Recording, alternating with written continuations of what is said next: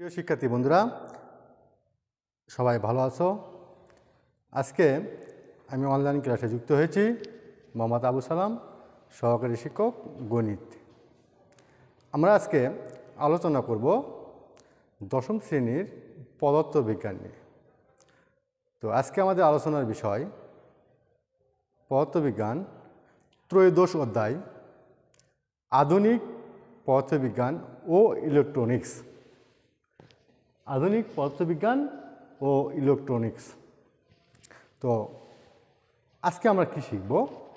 আমরা আজকে শিখব তেজস্ক্রিয়তা ব্যাখ্যা করতে পারবো আমরা, আলফা, বিটা ও গামা রশ্মির বৈশিষ্ট্য ব্যাখ্যা করতে পারবো, ইলেকট্রনিক্সের ক্রমবিকাশ বর্ণনা করতে পারবো, অ্যানালগ ও ডিজিটাল ইলেকট্রনিক্সের পার্থক্য করতে পারবো।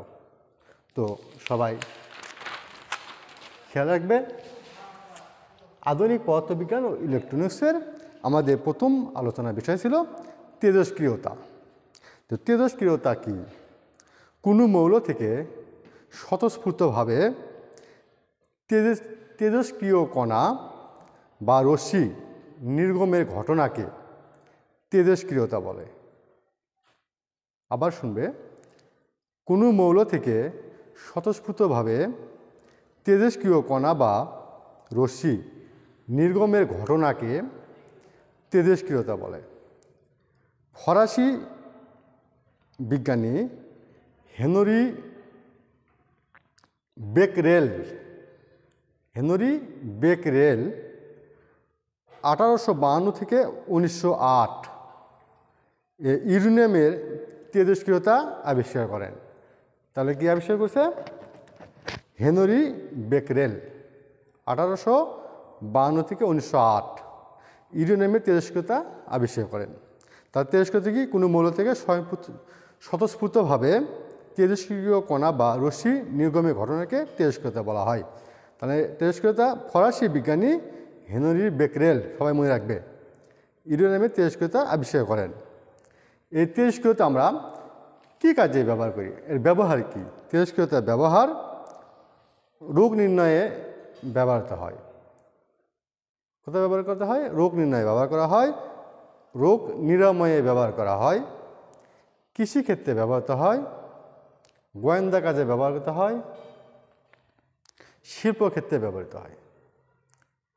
তাহলে সবাই যদি আমরা লিখি যে কোনো মৌল থেকে স্বতঃস্ফূর্তভাবে তেজস্ক্রিয়তা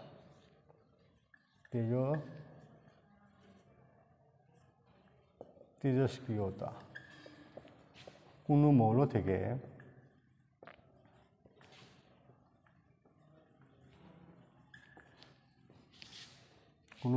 থেকে স্বতঃস্ফূর্তভাবে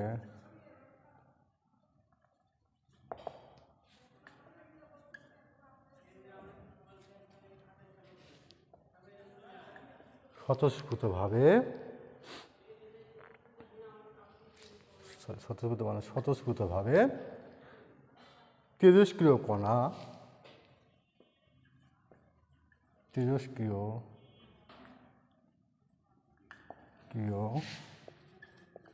কণা বা রশ্মি নির্গমের ঘটনাকে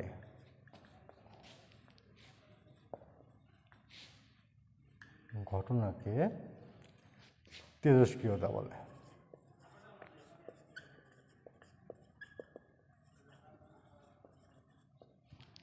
তাহলে তেজস্ক্রিয়তার আবিষ্কার করছে কে?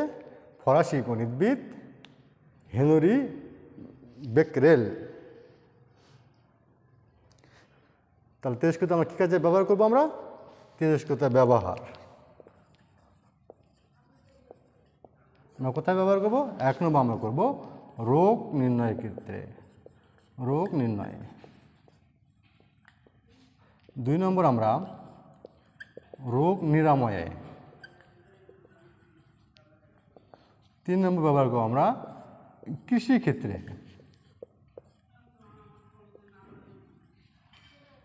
4 নম্বর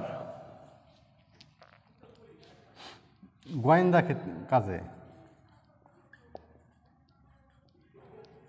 কাজে ব্যবহার করব আমরা। 5 নম্বর আমরা শিল্পক্ষেত্রে ব্যবহার করব আমরা। শিল্পক্ষেত্রে আমরা ব্যবহার করব। তো প্রিয় শিক্ষার্থী বন্ধুরা, তোমরা নিশ্চয়ই লিখে নিছো। আমরা পরবর্তী আলোচনায় যাব। আমরা পরবর্তী আলোচনা ছিল আমাদের আলফা, বিটা ও গামা রশ্মির বৈশিষ্ট্য ব্যাখ্যা করতে পারবে। তো আলফা রশ্মির আমাদের বৈশিষ্ট্য কী কী? আলফা রশ্মির বৈশিষ্ট্য হচ্ছে, আলফা রশ্মির বৈশিষ্ট্য লিখে নাও।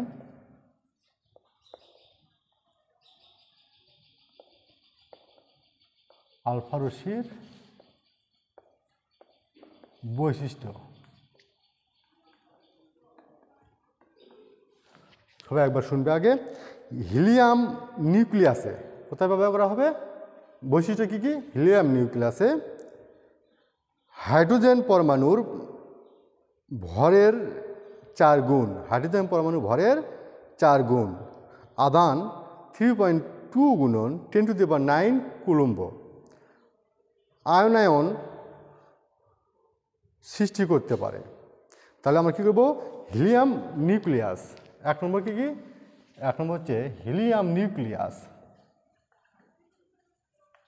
হিলিয়াম নিউক্লিয়াস আলফার একটি বৈশিষ্ট্য। 2 নম্বর বৈশিষ্ট্য, হাইড্রোজেন পরমাণুর ভরের, হাইড্রোজেন পরমাণুর ভরের 4 গুণ, 4 গুণ। 3 নম্বর ব্যবহার করব আমরা আধান 3.2 গুণন 10⁹ কুলম্ব, 19 কুলম্ব। 4 নম্বর আমরা আয়নায়ন,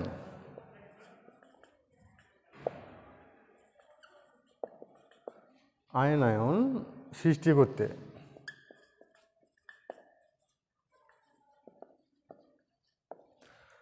তাহলে আলফার হচ্ছে বৈশিষ্ট্য কী কী?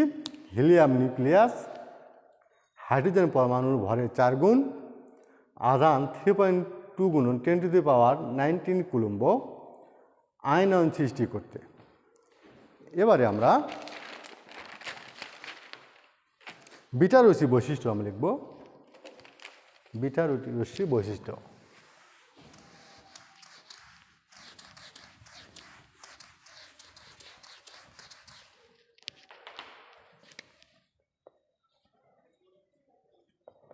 বিটা রশ্মির বৈশিষ্ট্য।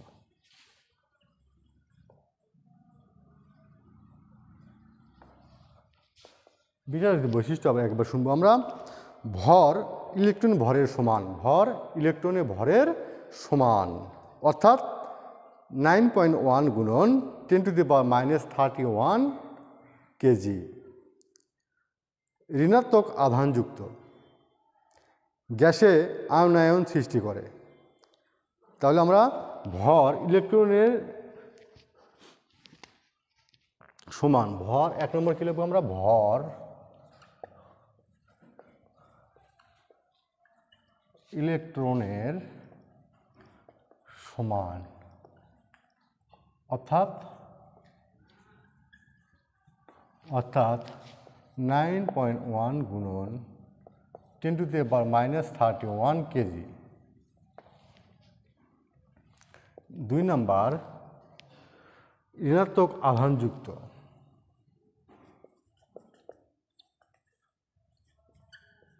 ঋণাত্মক আধানযুক্ত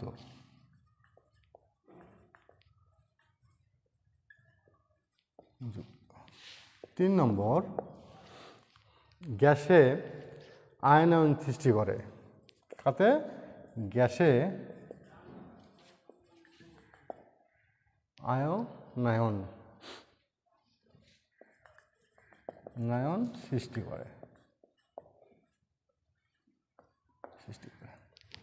প্রিয় শিক্ষার্থী বন্ধুরা, তাহলে বিটা রশ্মির বৈশিষ্ট্যগুলো কী কী? ভর ইলেকট্রনের সমান, অর্থাৎ 9.1 গুণন 10⁻31 কেজি। ঋণাত্মক আধানযুক্ত গ্যাসে আয়নায়ন সৃষ্টি করে। এবারে আমরা গামা রশ্মির বৈশিষ্ট্যগুলো লিখব। আমরা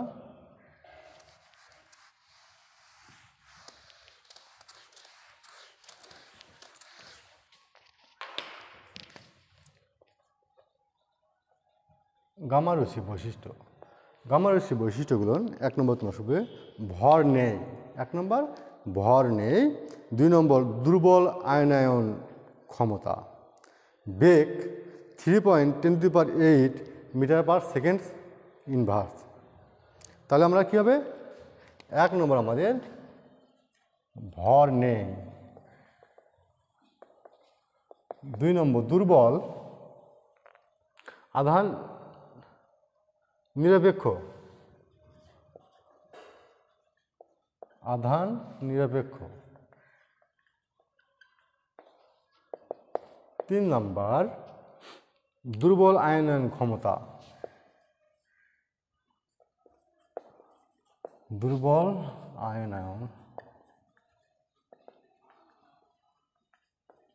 ক্ষমতা। 3 নম্বর বেগ 3 গুণন 10⁸ মিটার/সেকেন্ড ইনভার্স। তাহলে গামা রশ্মির বৈশিষ্ট্য কী কী? ভর নেই, আধান নিরপেক্ষ, দুর্বল আয়নায়ন ক্ষমতা, বেগ 3.10⁸ মিটার/সেকেন্ড ইনভার্স। তাহলে তো অবশ্যই আমরা আলফা, গামা এবং বিটা রশ্মির বৈশিষ্ট্যগুলো খেয়াল রাখবে। প্রিয় শিক্ষার্থী বন্ধুরা, আমাদের পরবর্তী আলোচনা আমাদের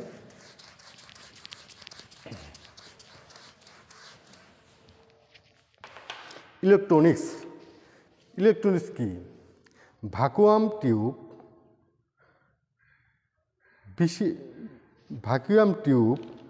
বিশেষ ধরনের কৈলাস বা চিপসের মধ্যে দিয়ে তড়িৎ প্রবাহের নিয়ন্ত্রণ হলো ইলেকট্রনিক্স। তা ভালো করে বুঝতে পারবে, ভালো করে বুঝবে। ইলেকট্রনিক্স কি? ভ্যাকুয়াম টিউব বিশেষ ধরনের কৈলাস বা চিপসের মধ্য দিয়ে তড়িৎ প্রবাহের নিয়ন্ত্রণ হলো ইলেকট্রনিক্স।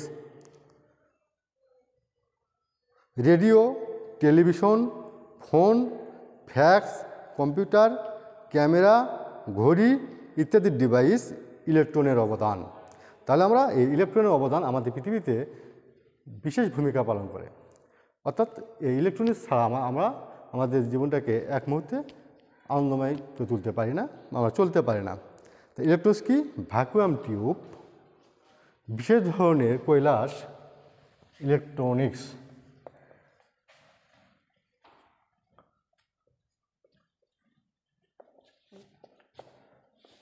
ইলেকট্রনিক্স কি? ভ্যাকুয়াম টিউব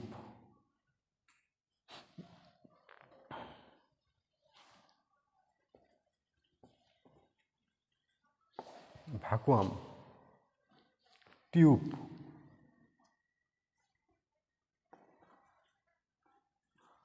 বিশেষ ধরনের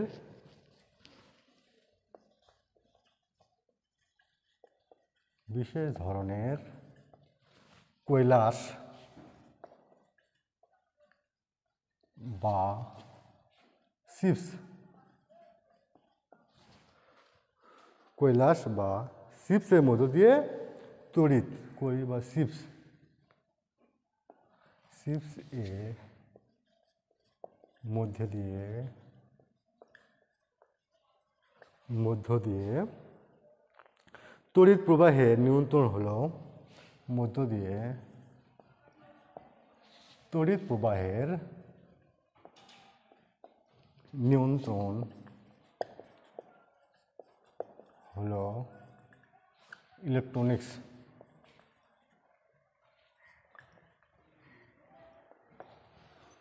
তাহলে ইলেকট্রন হচ্ছে ভ্যাকুয়াম টিউব, বিশেষ ধরনের কৈলাস বা চিপসের মধ্য দিয়ে তড়িৎ প্রবাহের নিয়ন্ত্রণ হলো ইলেকট্রনিক্স।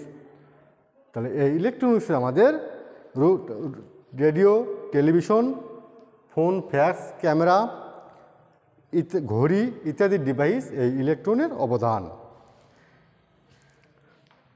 তাহলে নিশ্চয়ই বুঝতে পারছো যে ইলেকট্রনিক্সটা কি। এবারে আমরা আলোচনা করব অধ্যায়ু।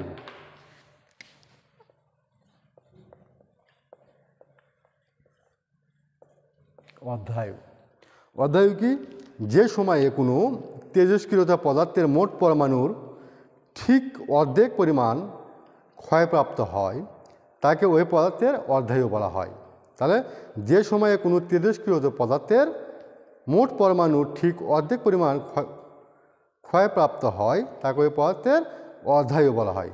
তাহলে কি যে সময়ে কোনো তেজস্ক্রিয় পদার্থের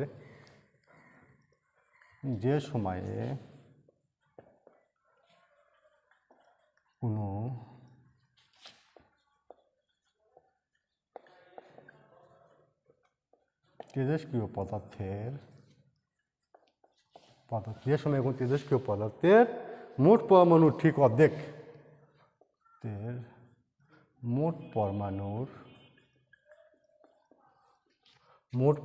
ঠিক অর্ধেক ঠিক অর্ধেক ক্ষয়প্রাপ্ত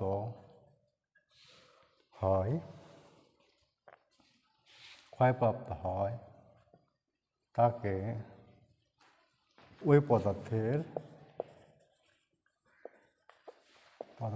অধ্যায়ু বলে। তাহলে আবার একবার শুনবে, অধ্যায়ু হচ্ছে যে সময়ে কোনো তেজস্ক্রিয় পদার্থের মোট পরমাণুর ঠিক অর্ধেক ক্ষয়প্রাপ্ত হয় তাকে ওই পদার্থের অধ্যায়ু বলে। এবার আমরা শিখব অ্যানালগ এবং ডিজিটাল। অ্যানালগ সংকেত এবং ডিজিটাল সংকেতের মধ্যে আমাদের পার্থক্য কী? অ্যানালগ সংকেত এবং ডিজিটাল সংকেত।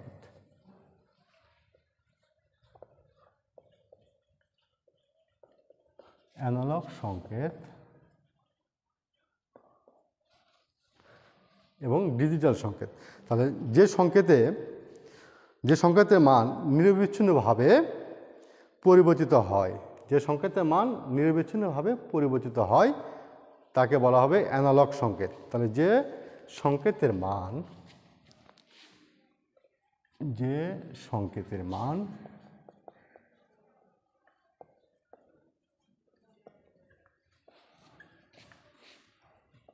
নিরবিচ্ছিন্নভাবে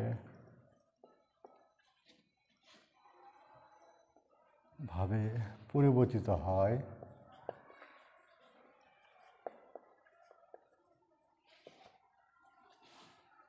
তাকে অ্যানালগ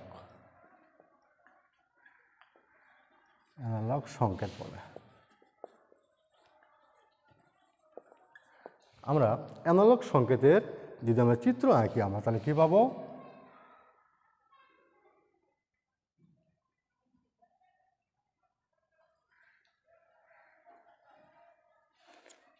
অ্যানালগ সংকেতের আমাদের চিত্র। তাহলে অ্যানালগ সংকেত হলো নিরবিচ্ছিন্ন পরিবর্তনশীল ভোল্টেজ বা কারেন্ট। তাহলে অ্যানালগ সংকেত কি আমাদের মূল কথা রাখতে হবে, এটা পরিবর্তনশীল ভোল্টেজ বা কারেন্ট। এ ভোল্টেজ বা কারেন্ট স্বাভাবিকভাবে পরিবর্তিত হয় এবং নিম্ন থেকে উচ্চতর মানের মধ্যে যে কোনো মান গ্রহণ করতে পারে। তাহলে আমাদের মনে রাখতে হবে যে এই ভোল্টেজ বা কারেন্ট কী করতে পারে, নিকটতম এবং উচ্চতম মানের মধ্যে যে কোনো মান সে গ্রহণ করতে পারে। আবার অ্যানালগ সংকেত আসলে একটা সাইন তরঙ্গ। তাহলে অ্যানালগ সংকেত কি? একটা সাইন তরঙ্গ। এটা মনে রাখতে হবে, অ্যানালগ সংকেত একটা সাইন তরঙ্গ। অডিও, ভিডিও ভোল্টেজ হলো এর উদাহরণ। তাহলে অডিও এবং ভিডিও ভোল্টেজ কী হলো? এই অ্যানালগ সংকেতের উদাহরণ। তো শুধু আমরা সংজ্ঞাটা লিখলাম, যে অ্যানালগ সংকেতে আমরা সংজ্ঞাটা লিখলাম। তাই এটা কী হবে, যে সংকেতের মান নির্বাচনীয়ভাবে পরিবর্তিত হয় তাকে অ্যানালগ সংকেত বলা হয়। তাহলে এটা কী হবে, নির্বাচনীয়ভাবে পরিবর্তিত হবে। সুতরাং অ্যানালগ সংকেত হলো নির্বাচনীয়ভাবে পরিবর্তনশীল ভোল্টেজ বা কারেন্ট। এই ভোল্টেজ বা কারেন্ট স্বাভাবিকভাবে পরিবর্তিত হয় এবং নিম্নতম থেকে উচ্চতম মানের মধ্যে যে কোনো মানই সে গ্রহণ করতে পারে। অ্যানালগ সংকেত আসলে একটা কি বললাম আমরা, সাইন তরঙ্গ। এবার আমরা রাখবো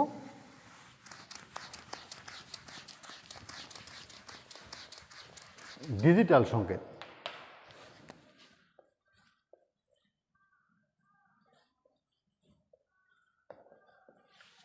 ডিজিটাল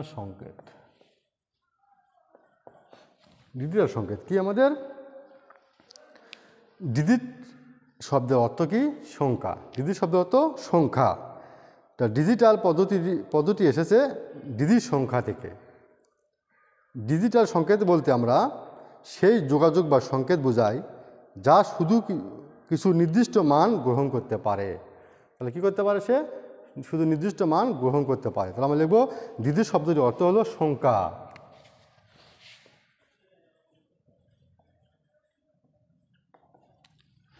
ডিজিট শব্দের অর্থ হলো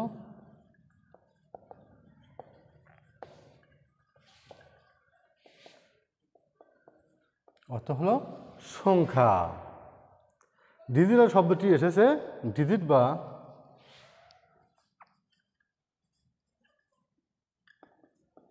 ডিজিটাল শব্দটি এসেছে সেই ডিজিট বা সংখ্যা থেকে।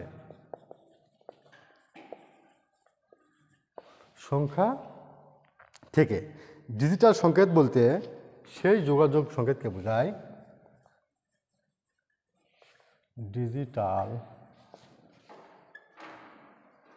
সংকেত বলতে সেই যোগাযোগ সংকেতকে বোঝায়, সেই যোগাযোগ সংকেত বোঝায় যা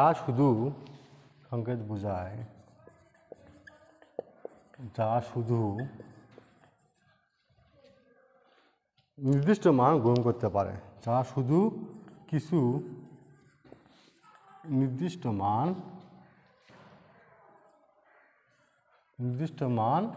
গ্রহণ করতে পারে।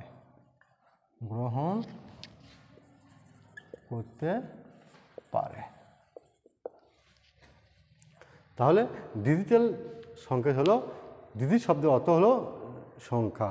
ডিজিটাল শব্দটি এসেছে সেই ডিজিট বা সংখ্যা থেকে। ডিজিটাল সংকেত বলতে শেষ যোগাযোগ সংকেতকে বোঝায় যা শুধু কিছু নির্দিষ্ট মান গ্রহণ করতে পারে। এখানে আমাদের মনে রাখতে হবে, আমাদের এ অবস্থায় বাইনারি কোড, অর্থাৎ বাইনারি কোড তোমরা বোঝো, বাইনারি হচ্ছে 0 থেকে 1 পর্যন্ত সংখ্যা। তা 0 ও 1 এবং সাহায্য নিয়ে যে কোনো তথ্য, সংখ্যা বা অক্ষর, বিশেষ সংকেত ইত্যাদি বোঝানো বা প্রেরিত হয়। এই সংখ্যা ব্যবস্থায় অন অবস্থায় মান কত হয়, অন অবস্থা হয় 1 এবং অফ অবস্থায় মান কত, 0। তাহলে এখানে আমরা কী ব্যবহার করি, আমরা বাইনারি সংকেত চিহ্ন ব্যবহার করি। আমরা যদি আমরা ডিজিটাল সংকেতে আমরা চিত্র অঙ্কন করি, আমরা তাহলে কী হবে,